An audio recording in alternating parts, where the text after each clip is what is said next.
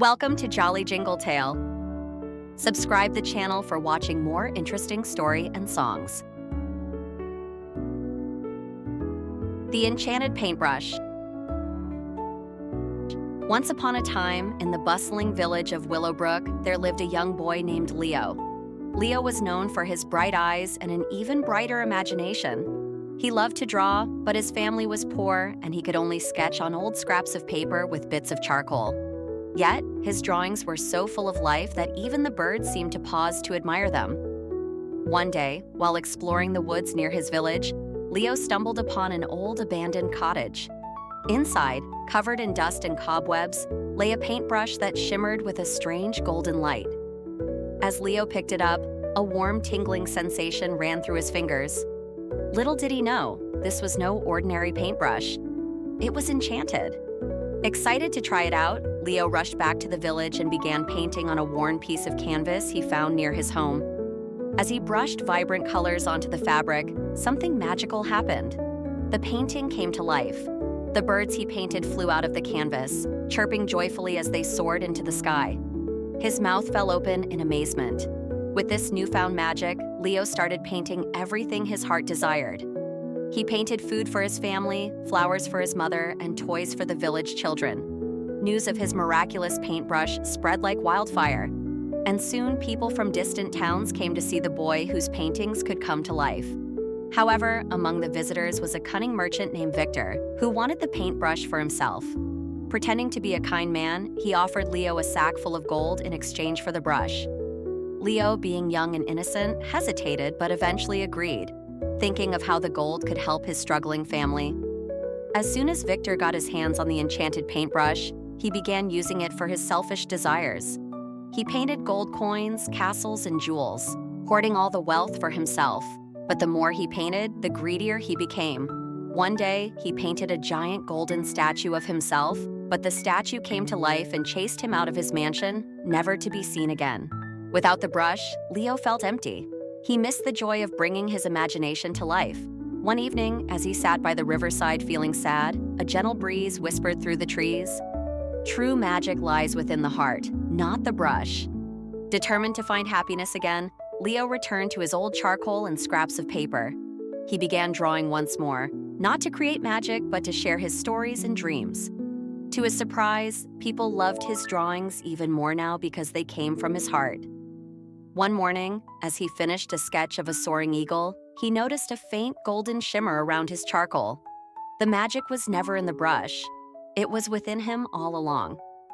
And from that day forward, Leo continued to create wonders, teaching everyone in Willowbrook that true magic is born from the heart's imagination and the joy of sharing it with the world. Moral of the story: true magic comes from within, and happiness grows when we share our gifts selflessly. The Enchanted Garden of Wishes. Once upon a time, in a small village nestled at the edge of a vast forest, there lived a curious little girl named Maya. She had bright, twinkling eyes and a heart full of dreams.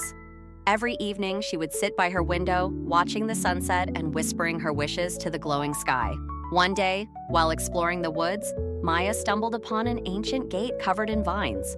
Pushing it open, she found herself in the most beautiful garden she had ever seen. Flowers of every color danced in the breeze, butterflies shimmered like jewels, and the air was filled with the sweetest fragrance.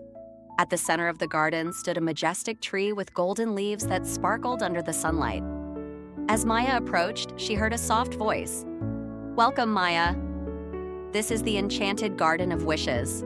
Startled, she looked around but saw no one. "I am the wishing tree," the voice continued. "In this garden, pure-hearted wishes come true. But beware, for selfish desires will fade like fallen leaves."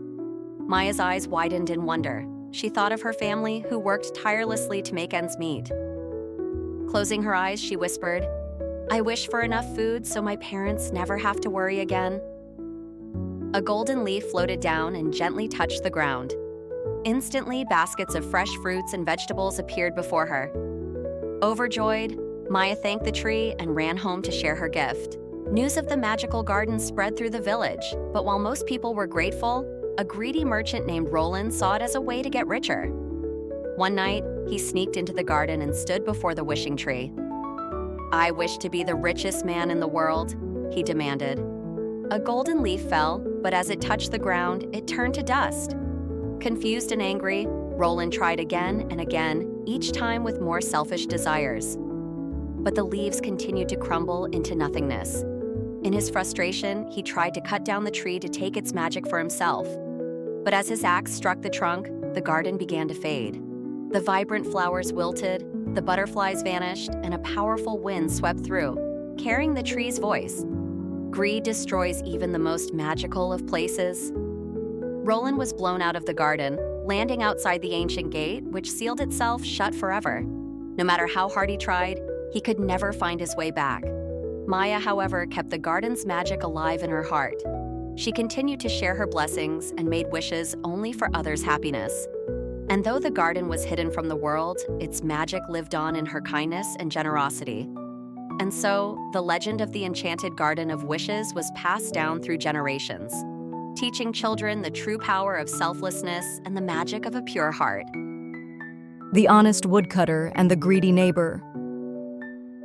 Once upon a time, in a peaceful village surrounded by lush, green hills, there lived a kind and hardworking woodcutter named Aaron. Every day he would venture into the forest to chop wood, which he sold in the market to support his family. Though they were poor, they were happy and content.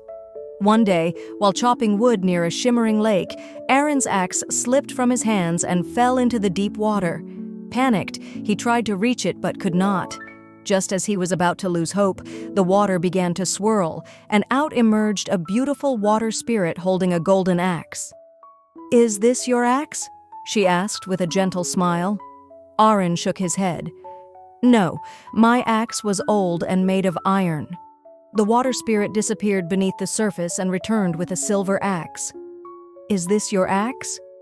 Again, Aaron shook his head. "No, mine was just a simple iron axe." The water spirit smiled warmly and finally brought out his worn-out iron axe. Aaron's face lit up with relief. "Yes, that's my axe," he exclaimed gratefully. Impressed by his honesty, the water spirit gave him all 3 axes as a reward for his truthfulness. Aaron thanked her and went home, where he shared his story with his family and continued to work hard, using the golden axe to help others in need. However, news of Aaron's fortune soon reached his greedy neighbor, Boren. Driven by envy, Boren rushed to the same lake and threw his axe into the water on purpose. As expected, the water spirit appeared with a golden axe. "Is this your axe?" she asked. Without hesitation, Boren lied, "Yes, that's mine." The water spirit's eyes darkened, and she sank back into the water without saying a word, taking the golden axe with her. Boren waited for hours, but she never returned. Realizing his trick had failed, he went home empty-handed. But to his horror, he found that his own tools had mysteriously disappeared, leaving him with nothing to work with. From that day on, Boren understood the cost of dishonesty, while Aaron continued to live happily, using his gifts wisely and generously. And so the village learned that honesty brings true riches, while greed and deceit leave one empty-handed.